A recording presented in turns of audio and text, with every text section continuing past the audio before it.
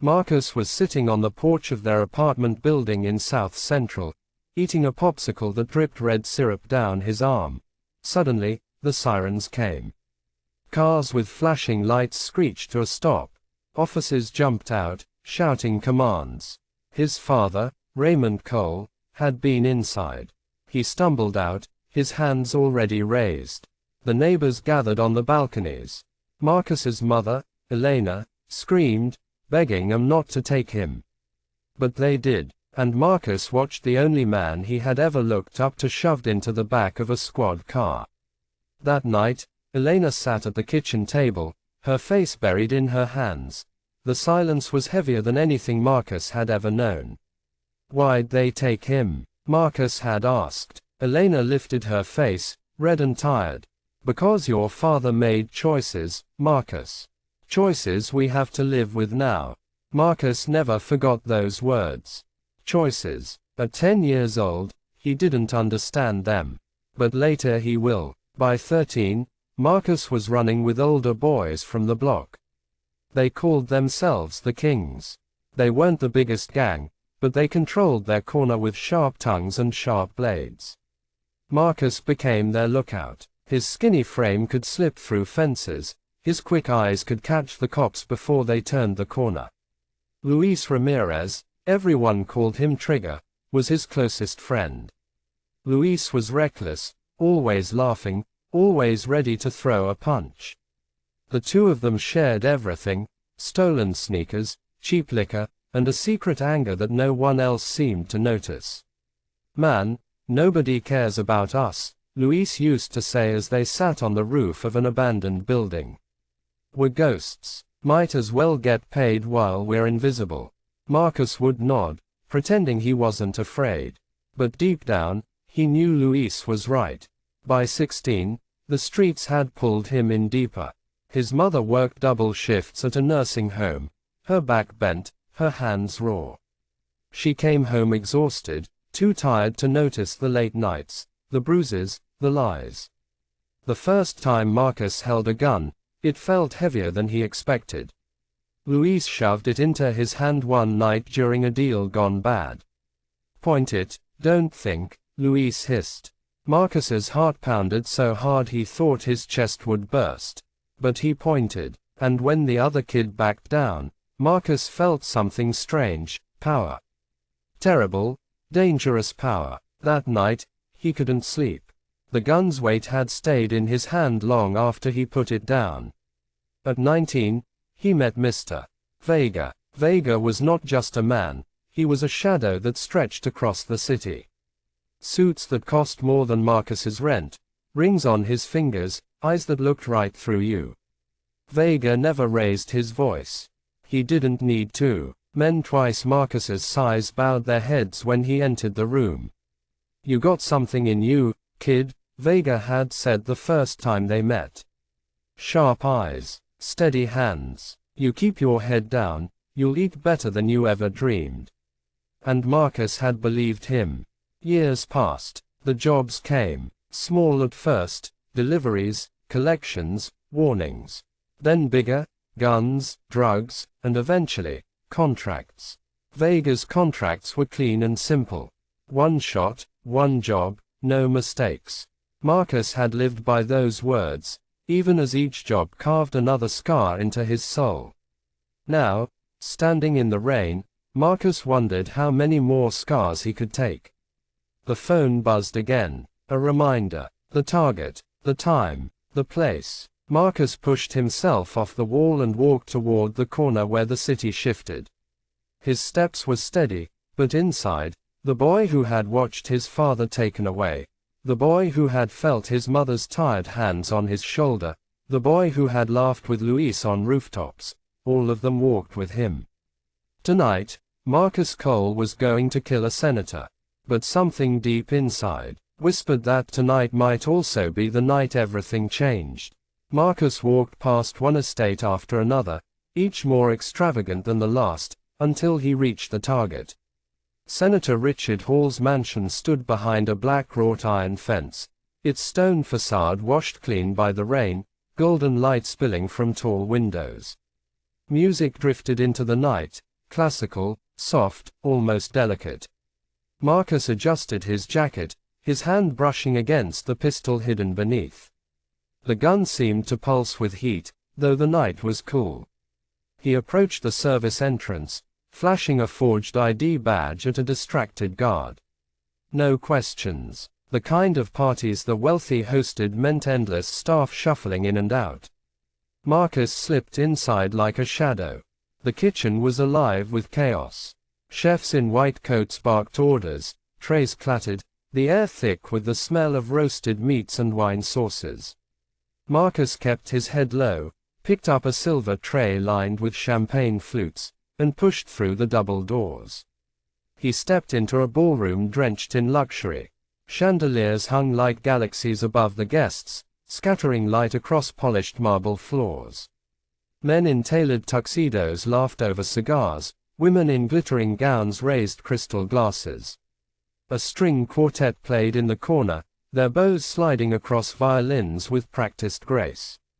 Marcus moved among them silently, offering drinks, his hooded eyes scanning the crowd. Years of jobs had taught him patience. He was a predator among sheep. And then, he saw him. Senator Richard Hall, tall, silver hair neatly combed back, his suit perfectly pressed. He stood near a balcony, speaking with donors and smiling politely, but his eyes, sharp, intelligent eyes, moved like a man who carried more weight than anyone else in the room. Marcus's chest tightened. This was it, the man he had been sent to erase. He maneuvered closer, weaving between groups, his hand brushing against the folded slip of paper in his pocket, the one with Hall's name scrawled across it. The message was part of the plan, a note to unsettle the senator, a prelude to fear. At the right moment, Marcus set the tray down and slipped the folded paper onto Hall's drink napkin.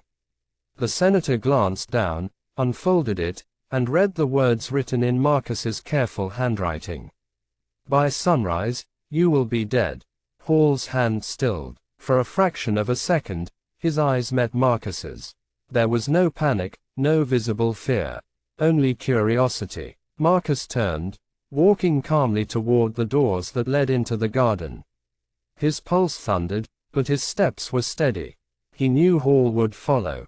They always followed. The garden was silent compared to the ballroom. The smell of roses lingered in the cool night air. Marcus stood at the far end of the garden, beneath a stone archway draped in ivy. His hand closed around the pistol inside his jacket. Footsteps. Slow, deliberate. Hall emerged from the doorway, the note still in his hand. He approached with measured calm, stopping only a few feet away. I assume this is yours, Hall said, his voice steady, almost conversational. Marcus pulled the gun free, raising it with practiced precision. Don't move. For a long moment, the two men stared at each other. Rain dripped from the leaves, the fountain bubbled quietly. Hall did not raise his hands. He did not beg. Instead, he studied Marcus the way a teacher might study a troubled student. You're very young, Hall said softly. Too young to be living like this. Marcus's jaw tightened. You don't know a damn thing about me. I know enough, Hall replied. His eyes flicked to the gun, then back to Marcus's face. You've done this before, many times, and yet here you are, trembling. Marcus cursed under his breath, steadying his aim. Shut up. But Hall only stepped closer, his voice calm, almost sorrowful. Tell me, what's your name?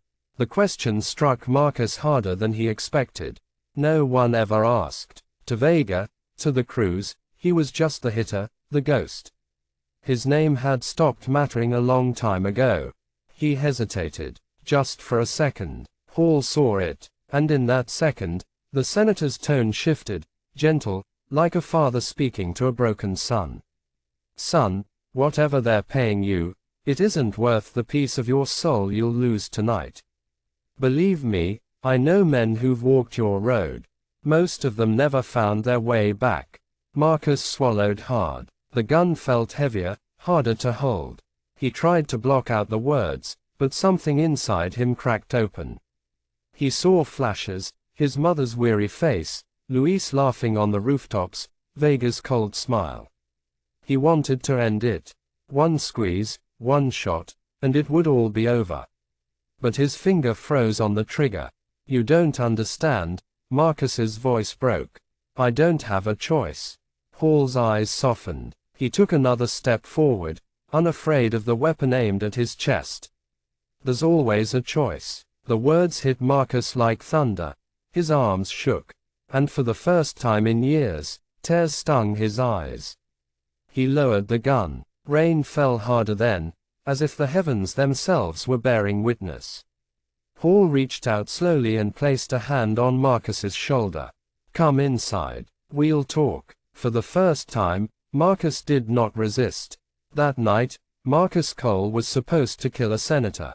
Instead, he followed him back into the mansion, unaware that this was the first step toward redemption, and the beginning of a war with the world he had tried to leave behind.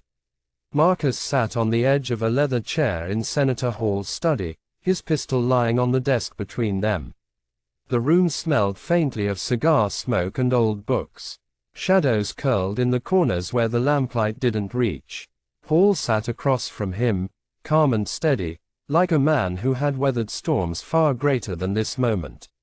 He had poured them both glasses of water, though Marcus hadn't touched his. For a long while, neither spoke. Marcus's leg bounced restlessly, his eyes darting to the gun as though it might jump back into his hand. Finally, Hall leaned forward, resting his elbows on the desk. You can relax, he said quietly. I'm not calling the police. Not tonight. Marcus scoffed, though his voice lacked conviction. Why? You think I'll suddenly turn into some saint if you give me a free pass? Hall's mouth curved slightly. Not a smile, something gentler. No, but I think you're standing at a crossroads. And I've lived long enough to know when a man is ready to choose a different road. Marcus looked away, jaw tightening. You don't know me. I know the look in your eyes, Hall replied. I've seen it in soldiers, in kids from broken homes, in men who carry more pain than they should. You think killing is the only way you can survive. Marcus's throat worked as if he wanted to argue but couldn't find the words. He muttered instead, it's not about surviving. It's about feeding the beast. Hall tilted his head. The beast. Marcus's voice dropped, raw. The thing inside me. Every time I pulled the trigger, I thought it made me strong. But it was just the beast taking over. And once you let it out, you can't put it back in. Hall didn't flinch. His gaze softened with something close to compassion. Slowly, he reached into the drawer beside him. Marcus's muscles tensed, until Hall pulled out a small, worn book. A Bible. Its leather cover was cracked, the edges frayed from years of handling. This, Hall said gently, setting it on the desk between them, helped me tame my own beast. Marcus stared at it like it was a foreign object. He gave a humorless laugh. Religion. That's your solution. I've seen preachers in the streets begging for money just like the crooks in suits. Don't sell me fairy tales. Hall didn't argue. He simply pushed the book a little closer. I'm not selling anything. I'm telling you what saved me when anger almost destroyed me. This book taught me that peace isn't weakness. It's strength. It's learning how to stop fighting yourself. Marcus leaned back, arms crossed, fighting the storm in his chest. His eyes lingered on the Bible longer than he wanted. Finally, he whispered, You really think a guy like me can change? Hall's voice was steady, firm, without hesitation. Yes, because you're still asking the question. Marcus's vision blurred. He blinked quickly, hating the heat behind his eyes. He hadn't cried in years, not since Luis. The sound of his brother's laugh flickered in his memory, then was gone again. I've done things, Marcus's voice cracked. Things I can't take back. Hall leaned forward, his tone almost fatherly. You don't erase the past. But you can write a different ending. The beast doesn't have to win. The room was still, the air heavy with unspoken truths. Marcus reached forward slowly, almost against his will, and touched the Bible's cover with his fingertips. The leather was warm from Hall's hand. Something inside him shifted. Not a miracle, not a sudden cleansing, but a spark, a seed planted in soil long thought dead. And though Marcus didn't say it aloud, a thought whispered in his heart. Maybe there's more than this. He sat on the edge of his bed, head bowed, the small Bible open in his hands. The gun rested beside him, gleaming in the dim light like a snake coiled to strike. His eyes traced the words he had read over and over. For God so loved the world, that he gave his only begotten Son.